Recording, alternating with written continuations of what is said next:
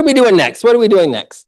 So now we finally, I know I've foreshadowed this about 100,000 times at this stage, but did I open the wrong thing? I probably opened the wrong thing. No. Did I save it on top of something else? I probably did.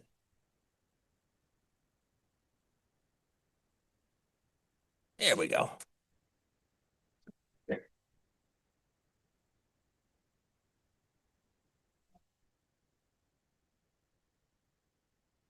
Okay, so now we finally want to start talking about something more long run.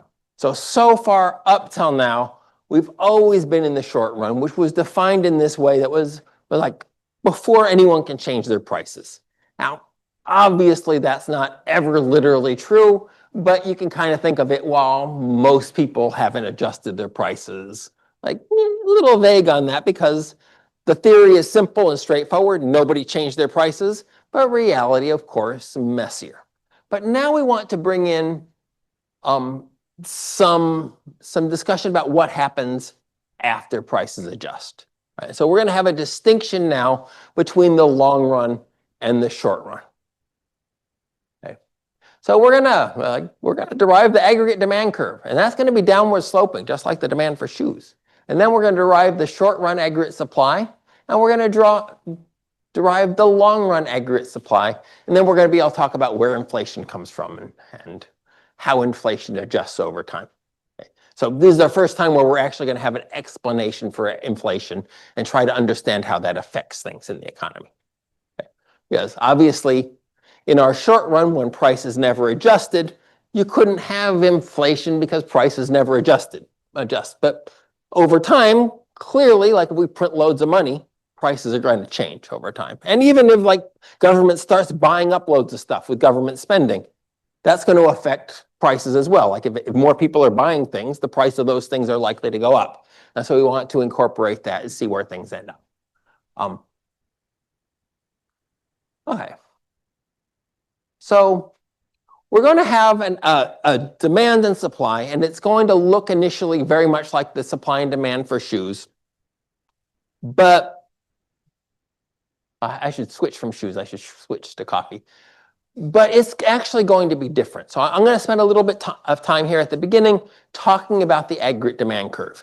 It is going to look and behave just like demand that you saw in micro. Those of you who had micro. I know not everyone had micro. It is absolutely fine if you didn't. You'll be fine. Just ignore the bits where I say just like before. You'll be good.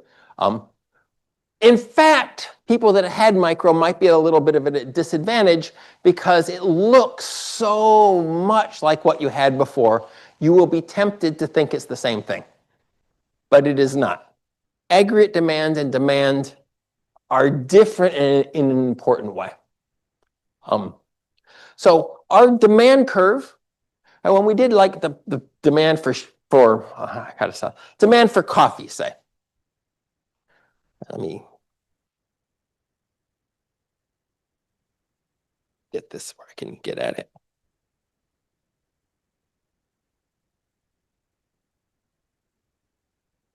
I can spell coffee right. We had the quantity of coffee that people wanted to buy, the price of coffee. And we said if the price of coffee is very high, they're not going to buy very much coffee. But if the price of coffee is very low, they're going to buy more coffee. Because coffee is cheap.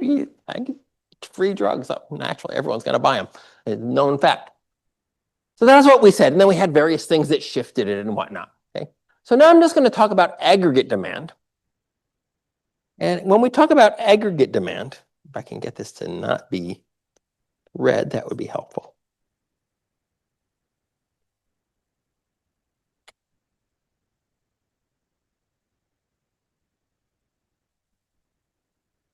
We're going to have quantity, but our quantity is just going to be Y, the amount of stuff that people want to buy. Okay. And aggregate demand is just, C plus I plus G plus net exports.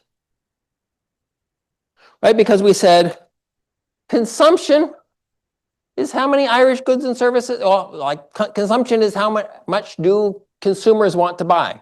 And then this is how much does firms want to buy, and how much does the government want to buy, and how much do foreigners want to buy. And we dealt with the stuff to get rid of the imports, right?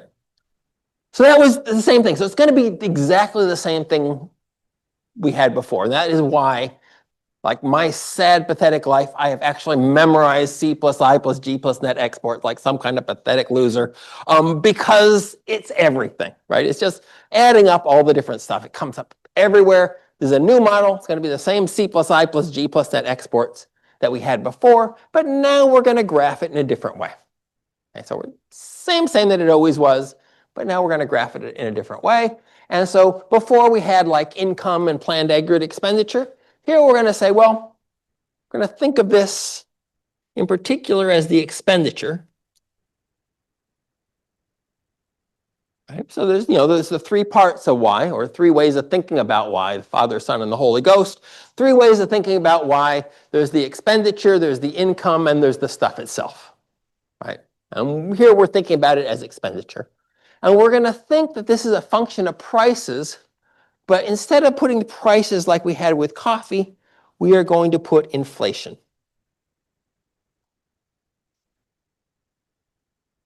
Right? Here, be careful, those of you who had microeconomics. In microeconomics, the Greek letter pi means profits, but not the profits that you commerce students know about, but are weirdly defined profits. But it's profits. Here, in macroeconomics, by convention, the Greek letter pi means inflation. Right? So we got inflation there instead of prices like we had with coffee. And we're going to have a downward sloping curve, and that's going to be our aggregate demand. And it's going to feel and look and taste and smell just like demand did, but it is not the same. Okay? And what makes it not the same? Well, to see why it's not the same, we need to tell the story of coffee. I think the conquistadors got it. And well, not that story of coffee, but the story of the price of coffee. Right? When the price of coffee goes up, this is saying, the price is low, I want to buy a lot of coffee. But if the price goes up, I buy less coffee. Why do I do that? Well, I say, like, this coffee is really expensive. This is a bad habit. Ivan, anyway, like, get your act together. This is no way to live your life. And now you're ruining your family with your coffee expense. And so I substitute towards something cheaper. Instead of drinking coffee, maybe I drink tea. And I substitute away from the expensive thing towards the cheaper thing. Right? And that was the basic reason why demand was downward sloping in microeconomics. That when things got expensive, you substituted away. And then we talked about elastic, inelastic demand, some things you can't substitute from. Right? If it's heroin, then it becomes like a vertical line. It doesn't matter how much it is, you just got to get your fix. And so it doesn't really respond to price. Whereas other things have really great substitutes. And if the price goes up even a little bit, you'll jump over to those other things. Okay? We had those whole stories, right? How good were the substitutes for the good that determined the slope of the demand? It was all based on if something gets expensive, you try to substitute towards the cheaper thing. Right? Fair enough, right? And some things were easy to substitute away from, and other things were harder to substitute away from, and that determined the slope. That was the whole story. It is tempting to think that because we put an A out of this, but it's just sort of the same thing. Okay, it's the inflation rate, but so what? Then it's the same thing, but it's not, because we can't tell that story anymore, right? Because aggregate demand is the demand for all the goods and services. So we're thinking the price of all the goods and services is going up. Well, what do I substitute towards? There's no like it's everything. Everything's more expensive. I'm screwed, right? There's no way for me to do it. And also it's a little weird because the price of all the goods and services is going up. That includes my labor, right? Because inflation is the price of everything going up. So not only does the price of housing go up, but my wages go up. So what do I care? Why am I buying less if the price of everything, including me, is going up, and I'm selling myself every day like some, anyway, I'll leave that aside. So you can see it's not the same story at all, right? Even though it looks the same, smells the same, tastes the same, not the same. By the way, those of you who have different books, some books put the price level here in terms of inflation. right? That's okay. Like when we were writing the book, which way shall we do it? I don't know. Like the stories change slightly, but it's fundamentally the same thing. We're doing the inflation version. Doesn't make a real big difference. So don't freak out if you see that. Like you're okay. Okay, but we're going to talk in terms of inflation. It makes a few of the graphs, I think, easier, but essentially the model is the same either way. So I can't tell the same story I have, right? So it looks the same, but it's not going to be the same. Okay, I'm going to let you go for 10 minutes. Everyone have a break, and then we'll talk about why aggregate demand is downward sloping. Okay, let's start again. Let the frolics begin. Yeah, here we are, frolicking with the aggregate demand curve. So that's going to be our aggregate demand curve. It's going to look like this. It's going to behave in a way very much like a demand curve. If you just remember that its aggregate demand is just equal to C plus I plus G plus net exports. Shifting it will be super easy, right? Government spending goes up, you want to buy more stuff. So at any given amount of inflation, you'll buy more stuff, it'll shift to the right. The same thing we've seen before, exactly the same formula. Before we were graphing it against, for example, income and seeing how C plus I plus G changed as your income changed. Now we're graphing it against inflation. We're going to see how it changes as inflation changes. But it's the same idea. We're just looking at it from a different point of view. And this is, again, coming from the fact that we have two-dimensional space here, where we all can graph some kind of measure of C plus I plus G against one other thing, because we're working in 2 dimensions. But of course, it depends on many, many things. And the thing we're emphasizing here, what thing we're investigating here is how it depends on inflation. Okay, so we need to explain why it has the shape it has, though. And we haven't done that yet.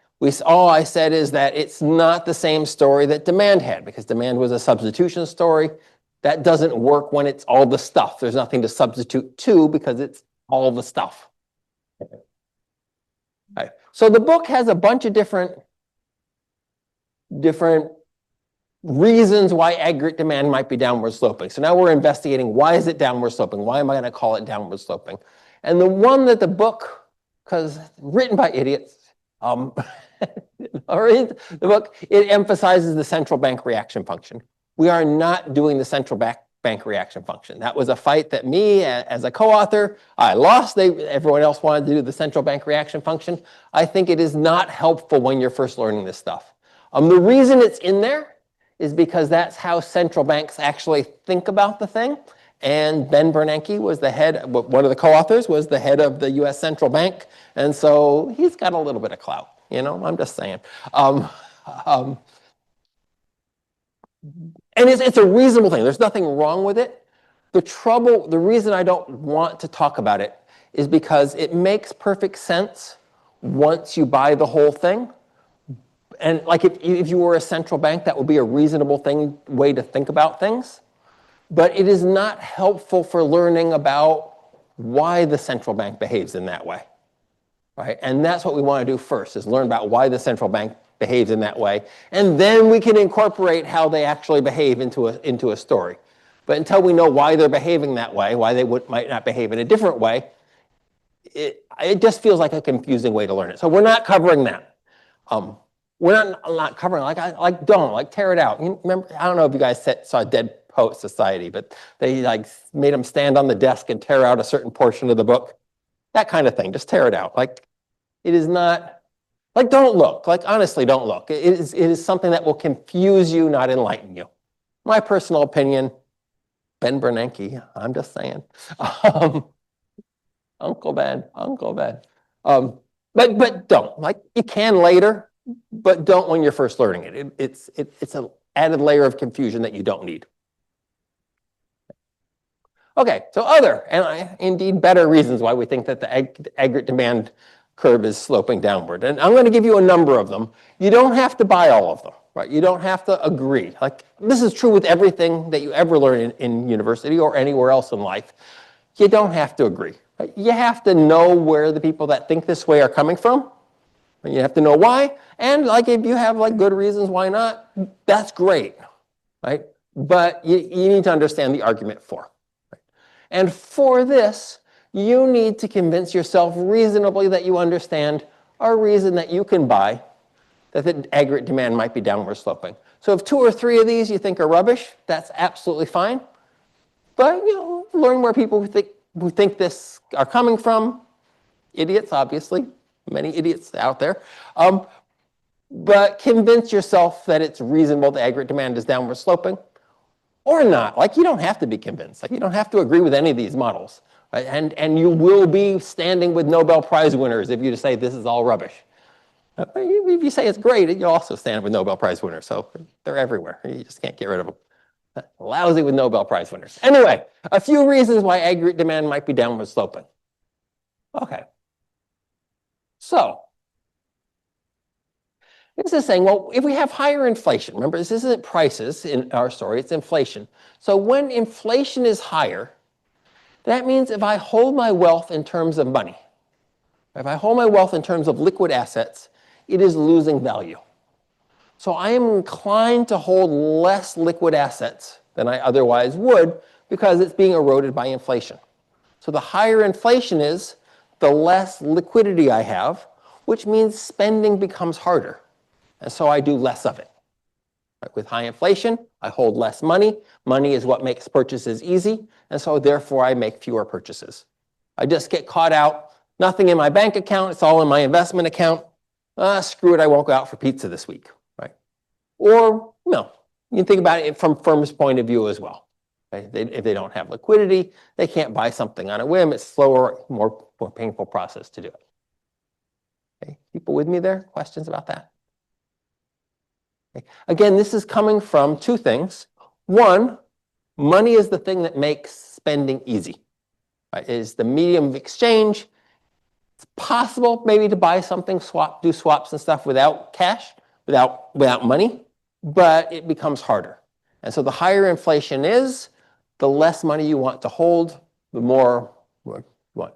So back in the day, well, I guess it's happening again, but when I was living in Turkey back in late 90s, they had 100% inflation. And all the cabbies, you would take a cab somewhere, and you'd okay, it's going to be €3, the equivalent, obviously. €3, I got a €5 bill, and the cabbie wouldn't have change for you. And he'd go out to all the other, he'd stop, and he'd spend 10 minutes talking to cabbies. Can you make change for a 5? Can you make change for a 5? And you think, oh, they were poor people, it was huge. No, it was €5 to them too. Like life is life, right? Everyone's buying the same stuff, more or less. It was trivial money for them. Like less trivial than for us, but still, like it was not big money for them. But they just wouldn't have change for that. Why? Because if you're a cabbie, you're a relatively poor person, and to be able to make change for everyone, you kind of have to be carrying around $100 in small bills, right, all day. And that's $100 that you're just carrying every day. Starts out the day as small bills. Over the course of the day, it becomes big bills. You go to the bank, you switch it into small bills again. That's $100 you're just carrying. Well, with 100% inflation, that is worth half as much at the end of the year. And so that's a $50 cost to the cabbies every year. And they were relatively poor people. Like it's not that they couldn't have done it, but it was enough to matter to them in life. Right? And so they didn't hold the cash. Okay? Then when inflation got caught under control, they started being able to make change for everything. Right? Because you didn't get the value of that money didn't get eroded over the year. They hold $100 in cash, they lose $3 over the year. That's fine, right? Which meant that a lot of times you wouldn't take the cab. But you would say, okay, I could walk or I could take the cab. I'd rather take the cab, but there's going to be like a whole 10 minutes at the end where he tries to, and I don't even have any small bills. All I got is a 20. And it's going to be like a whole thing at the end. And by the time he gets change for the 20, I could have just walked there anyway. And so you didn't, right? And so you bought less stuff because of this whole awkward thing at the end of the cab ride where they had to do the swaps to get change for your thing. Right? It's like with high inflation, the value of your money erodes, so you want to hold less of it. You don't want to hold your wealth in terms of liquid assets because it doesn't pay an interest return. And so it's being affected by inflation. Right? And because you have less money, transactions become harder. And so you don't do as many of them, okay, on the margin. Another completely separate story about why aggregate demand might be downward sloping is, what is it? What is it? Inflation tends to redistribute wealth from poor people to richer people. Poor people spend a larger portion of their income, so inflation decreases spending.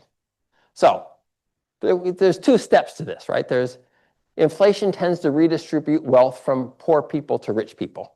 Now, this isn't necessarily true. When you have high inflation, some rich people get hurt. Some poor people get helped. It just depends on where you are in society, right? If you have just, for example, let's suppose we were here and you just borrowed, everything's fine, there's low inflation, and you borrow money for a new car, you owe $20,000 and you got it at 5% interest. Right? And then all of a sudden, unexpected to everybody, there's a huge inflation. And so the prices of everything goes up. Well, you already borrowed the money for the car, you're paying 3% interest, and now all of a sudden, your wage is doubling over the year. Price of everything else is doubling as well. Wage is doubling. So the real cost of paying back that loan is quite small. That redistributed wealth away from the bank towards you because of that inflation. So if you're a borrower at a fixed interest rate and inflation, surprise inflation comes along, inflation is going to redistribute wealth towards you. And if you're a lender, it's going to redistribute wealth away from you. Right? If you're on a fixed income that's not adjusted for inflation, inflation is going to hurt you. If you're paying people on fixed incomes and inflation comes, it's going to redistribute wealth towards you. Okay? So there's going to have these redistribution effects. And some poor people are going to be helped, some rich people are going to be hurt. It's going to be a whole mess. But by and large, overall, poor people tend to be hurt more by inflation than rich people. And we can see this by an extreme example. Let's suppose you have 100 million euros. I know you have more, but suppose you only had 100 million euros and you're suffering through your days with only 100 million euros, and everybody realizes that high inflation is coming. And all your money's sitting there in the bank at the moment. And you say, okay, high inflation is coming. My 100 million euros is going to be worth less next year than it is now. Well, that sucks, right? I could be able to buy less. So what would you do? Well, you're like, God, let me go hire a team of money managers to figure out how to avoid the cost of this. And you get your team of 12 professional guys, all with MBAs, and they'd come in and they'd analyze your portfolio and they'd figure out clever ways that would avoid the inflation problem for you. And you'd be okay, right? Because they do the thing. Now, suppose that you have 100 euros. And you're also bummed out because it's going to erode because of the inflation. But you can't hire a team of money managers. In fact, you kind of don't even have the time to manage your own money because you got to eat and you got to work, and right. And not only that, there's lots of things, even if you're into it, right? There's lots of things you can do with 100 million euros that you can't do with 100 euros. So the options available to the rich are different from the options available to the poor. So overall, on average, the argument is that poor people get hurt by inflation more because they have less ability to avoid it. They have less options to avoid the cost of inflation, whereas rich people have more options to avoid it. Now, some rich people do get hurt by it. Like, it's not like universal, but overall. Okay? So we have this inflation. There's a certain amount of wealth that's created by the actual making of stuff. It's not the euros, but the actual stuff that gets made, goods and services that get made. And those are distributed around in the society. And so this inflation is going to, on average, take some of the wealth of the poor people that they otherwise would have gotten and transfer it to rich people. Very messy, not everybody, but on average. Okay? But the thing is, if you give Bill Gates 100 euros, it doesn't change his spending at all. It just goes into the big money bin and he swims around in it like Scrooge McDuck. And then, but if you give it to someone poor living under a bridge, they're going to spend all of it. Right? And so you're taking wealth away from people who are spending all of it and giving it to people who are spending a small fraction of it. And so the total spending goes down. So high inflation means total spending goes down, okay? Which is what we're looking for the demand downward sloping. High inflation, spending goes down. People with me here? Okay. Again, you don't have to buy it. Again, I can line up a whole bunch of famous economists that don't buy it. I can line up a whole bunch of famous economists that do. Right? Not everyone likes the aggregate supply aggregate demand model. I think it's great, but not everybody does. But that's one story that gets you our thing. All right, here's another story, completely independent story. High inflation tends to be more variable, so there is more uncertainty. This leads to decreased spending. This is not a feature of inflation itself. This is more an empirical regularity. So if you look at countries that have 2% inflation, that are running 2% inflation, one year it's 2%, next year it's 2.1%, next year it's 1.9%, and it varies kind of around 2%, right? If you look at countries that have 20% inflation, one year it's 20%, next year it's 25%, the next year it's 15%, jumping up and down by 5%. If you look at countries that have 100% inflation, one year it's 130%, next year it's 70%, jumping up and down by 30%, right? And so the variability tends to be much smaller in low inflation countries than it is in high inflation countries, okay?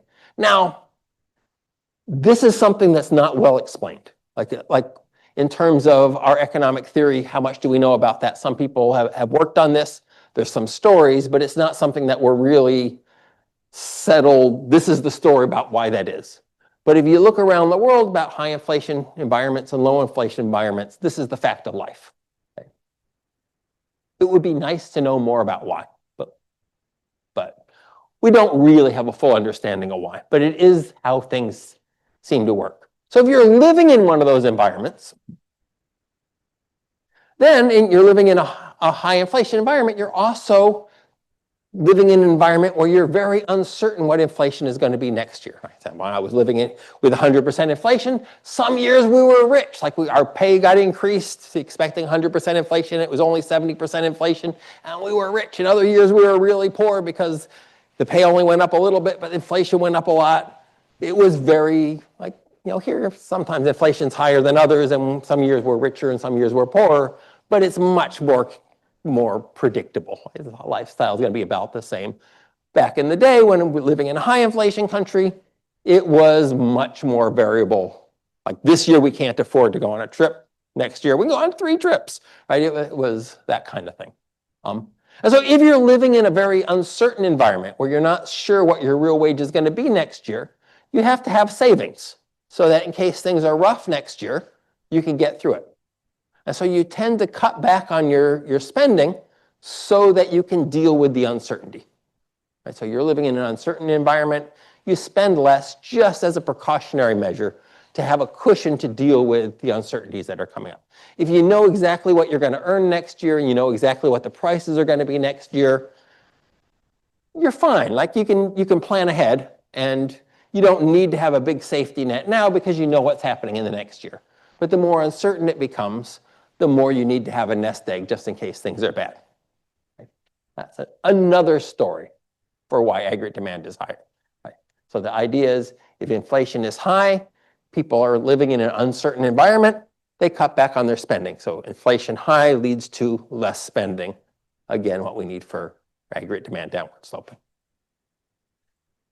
And lastly, if exchange rates don't adjust, our goods become expensive to foreigners, so they don't buy them. So this is getting into the whole exchange rate mess. And I say mess because if you wanted to make fun of economists, and I know you do, you could do like our funny behavior, of course, like there's plenty of things to make fun of, but one thing to make fun of is how little we understand exchange rates. Not in terms, we have loads of theories, but in terms of predicting what the exchange rate is going to be next year, we are terrible at that. So one, like you would expect, like if they printed a lot of money and the prices of everything in Ireland doubled, you would expect the exchange rate to the dollar to adjust the same amount. So that if it takes, like today, I suppose there's something that's sold in the US and something that's sold here. I don't know what it could be. What do they say? I don't know. You're buying something generic. You're buying some kind of You're buying an Apple, whatever, not an Apple computer, but a physical Apple. Or you're buying this stupid Apple. And if it's €1 here today, and we're going to have inflation, it's going to be €2 next year. But of course, your wages will go up and it'll be €2 as well. So no problem. We just doubled all the prices of everything. Wages doubled, price of apples doubled, fine. Now, you would naturally think that if the exchange rate at the beginning was €1 to $1, and the price of an apple is $1, then you would expect 1-to-1, and it would be the same price buying from the US as here. Suppose we start out that way. And then you would expect that if we doubled all our prices are now €2, but it stays being $1 for an apple, that the exchange rate would change so that when we gave them, that in order to get a dollar before we had to give them €1, now we'll have to give them €2. So the price of apples will double, the price of economists will double, the price of waitresses will double, the price of everything will double, the price of dollars will double as well, one would expect. That turns out to be in reality not true. So that's sort of our starting point for economists understanding exchange rates, and that is just categorically wrong. Like clearly, dramatically, pathetically wrong. Like if we want to guess, like suppose we know that there's 100% inflation in Ireland, and we want to guess what next year's exchange rate will be with the US dollar. Our best guess is honestly, like if you were empirically like trying to make money on the market, your best guess would be it's not going to change at all. It's going to be what it is. Like the connection between reality and exchange rates is so weak. Now, if you look over a 10-year period and we keep having inflation, yes, eventually the exchange rate will catch up and eventually it will take €2 to buy a dollar. But that can be a huge delay, and it's huge research, like hugely important research, like about trying to figure out what makes the exchange rate so volatile and what makes it so hard to predict. But at the current state of knowledge, if you want to know what the exchange rate is next year, your best guess is that it's going to be what it is today, but you know you're going to be way off. It could go down, it could be up, God only knows. Speculation is a big part of this, but in terms of practical, what is it going to be? We don't know.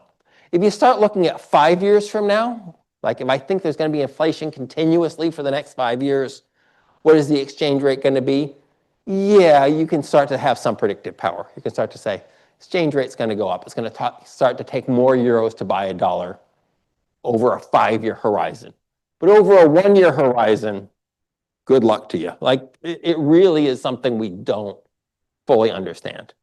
Right? We wish we did, but we don't.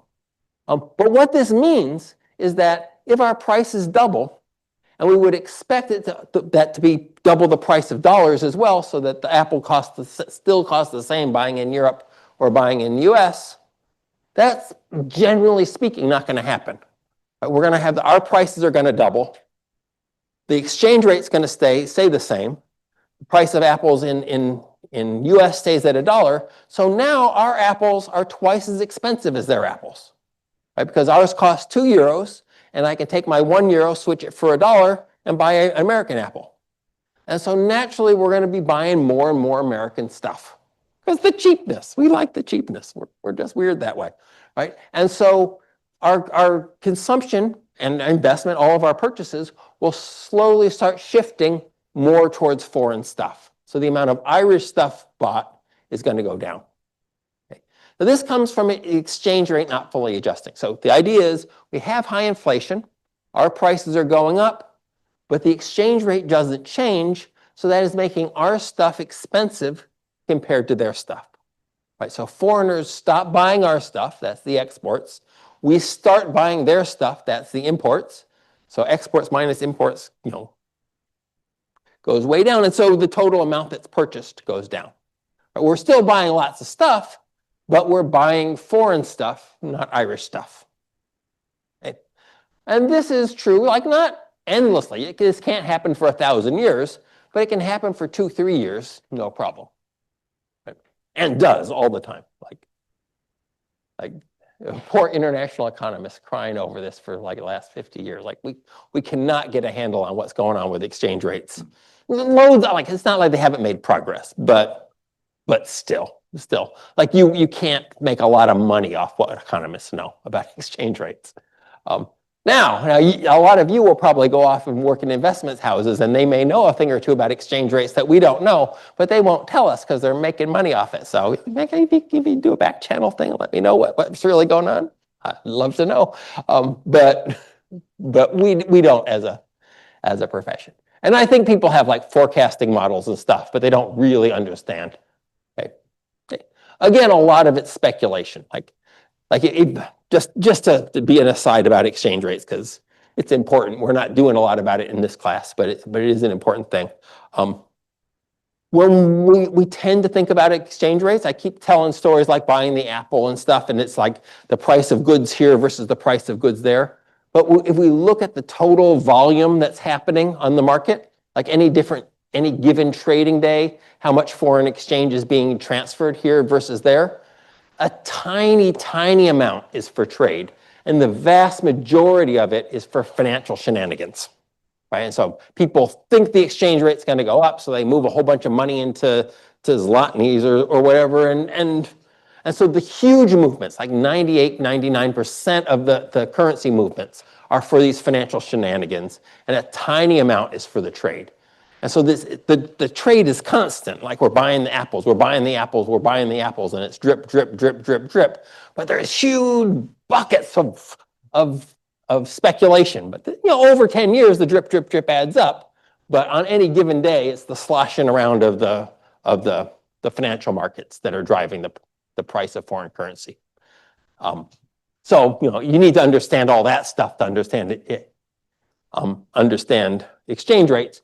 But like if we're just talking about our goods market, and our goods market changes, the price of our stuff goes up because of inflation, that's part of the drip, drip, drip that'll show up as an effect in 5 years. It's not part of the daily sloshing around of money, right? And so for a while, 5 years, 10 years, we're going to have our goods are very expensive, foreign goods are really cheap.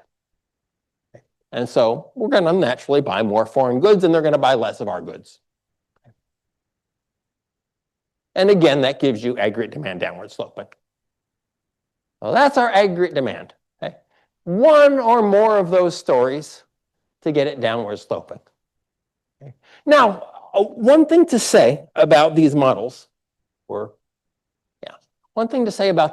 is that when we draw a graph like this, we're saying that inflation matters for aggregate demand. C plus I plus G, the amount of stuff that people want to buy. It matters for that. But just because we draw the graph this way doesn't mean that it's the most important thing. It makes people feel like, the important thing for aggregate demand is inflation. Probably the important thing for aggregate demand is income, right? Like our other story is probably more about what people buy than, like, yourself, you go out and buy stuff. Like, inflation is way back in your mind if it ever entered your mind. It's more like how much money do I have in a month and what can I afford to buy, right? This is our daily life, right? And it's daily life for corporations as well. And so we're not saying that inflation is the most important thing or even super important for aggregate demand, but it is going to be the one that we're going to be focusing on here. It's going to be the one that has the effect that we're going to be looking at. So it's going to be important for our story, but it's not crucial that it's like the biggest thing that matters for aggregate demand. Okay, so, and in fact, what would it look like if it didn't matter much? Well, this would be more vertical. Like it would be very close to vertical. Like whatever inflation you get, it doesn't change aggregate demand very much. So I draw it kind of downward sloping so we can see it. In reality, it's probably a little more close to vertical. Right? Not exactly vertical because of the stories that we had before, but inflation is a minor issue, particularly at the levels of inflation that we're used to, right? You can tell from my stories that I go back to my days in high inflation Turkey to tell the story so that we can make, if I tell the same story, like remember like 2 years ago inflation was 3.1% and now it's down to 3% and how totally different your life is? You didn't notice, right? So the extreme examples tell the story better. But that's going to be our story. We just need it downward sloping. It's not important that it's sort of like really downward sloping like this. It can be fairly close to vertical, and this is still going to be a thing. Of course, it's easier to convey the graphs if we draw it with a real slope. Otherwise, you'll start thinking it's actually vertical, but we need it downward sloping for this story. Okay, how are we doing? So we are going to start, I think. Yeah, this is, we talked about this. This is anything that shifts C plus I plus G is going to shift this curve left and right? Because this curve is just our normal everyday aggregate demand is equal to C plus I plus G plus net exports, right? And it now is we're graphing it against inflation, but anything that changes C plus I plus G is going to change this. So in particular, government spending going up is going to shift this whole thing to the right. At the same level of inflation, before we wanted to buy this much stuff, now we want to buy more because the government's buying stuff as well. If we become optimistic about the future, autonomous consumption goes up. Again, that's going to shift our curve to the right. So if, for example, we increase the money supply, we have that whole rigmarole of everything that happens. Increase the money supply, interest rate goes down, therefore the real interest rate goes down, therefore investment goes up. It's going to shift to the curve to the right. So all of our policies so far, all of our expansionary policies, and in particular, we have government spending going up or money supply going up, going to shift aggregate supply right. And of course, if any of these things go down, it's going to shift it to the left.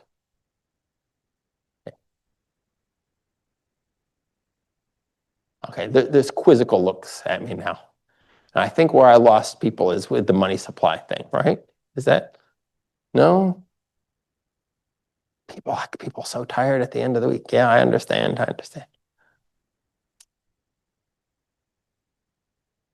I'm trying to get a sense of whether I've lost you or whether you're just shell-shocked from a hard week at the end, the end of the term. Both are fair, but if I want to say more, if you're lost and I want to move on, if you're bored to tears, no indication. Hey, blink twice if you think I should do it again. What's that? Yes, I can. Yes, I can.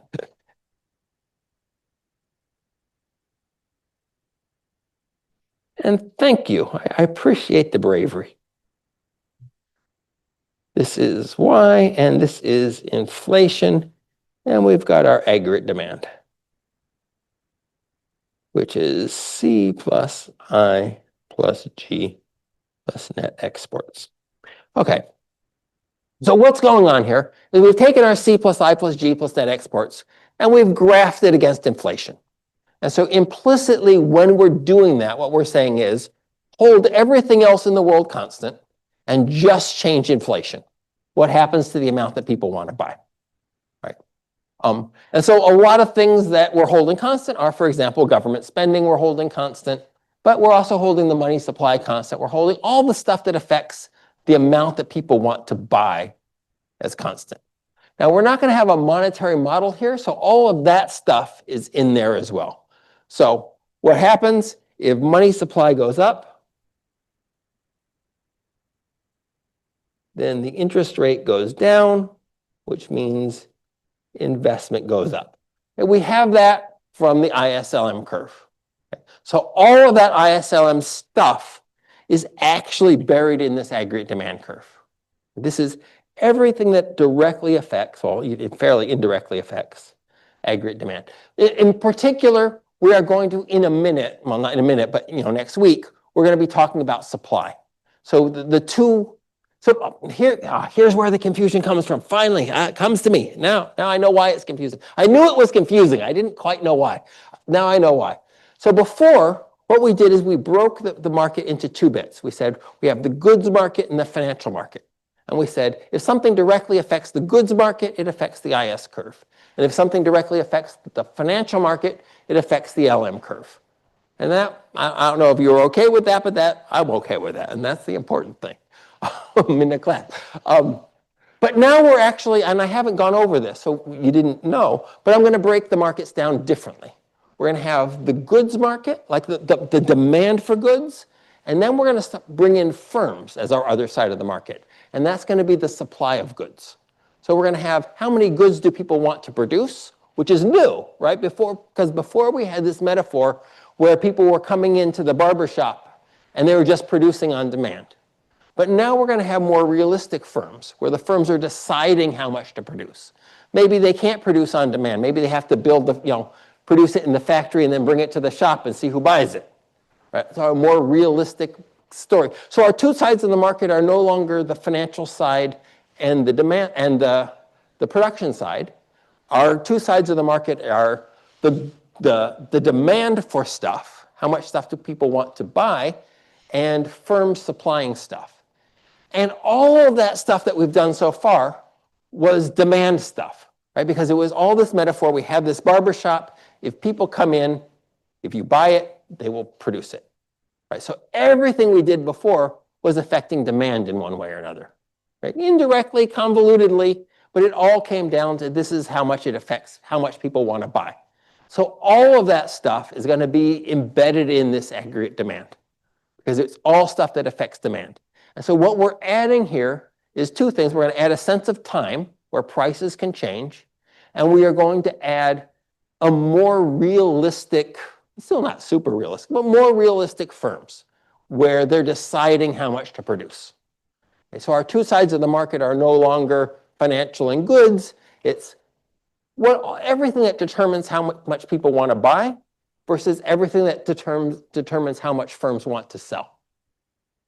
And so we've made a different distinction. And the fact that I didn't address that, we're making a different distinction is I think, where the confusion comes from.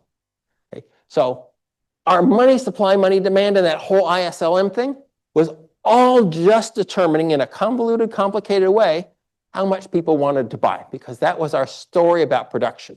Production happened because people wanted to buy it. And if people didn't want to buy it, the production didn't happen. So all of that is how much people want to buy. And so now, if we change anything from back then, from the previous chapters, anything from those previous chapters changes, it's going to be shifting aggregate demand because it's all stuff that's determining how much people want to buy. Okay. And so investment goes up. Investment, of course, is here. So investment goes up at any level of inflation. We now want to produce more. We want to buy more, sorry. And so aggregate demand goes up, shifts to the right. Okay, because all of that stuff is going into how many people walk into the barber shop. And that's what we're counting here. Okay. And now, but on Tuesday, we'll start talking about, well, a more realistic barbershop, right? Or maybe they have to produce stuff ahead of time. Maybe it's not a barbershop, but maybe it's, maybe it's a store where they have to stock the shelves and stuff like that. All right. I will leave it there, and I will see you on Tuesday. Have a good weekend. I know this time of the semester, nobody gets any sleep.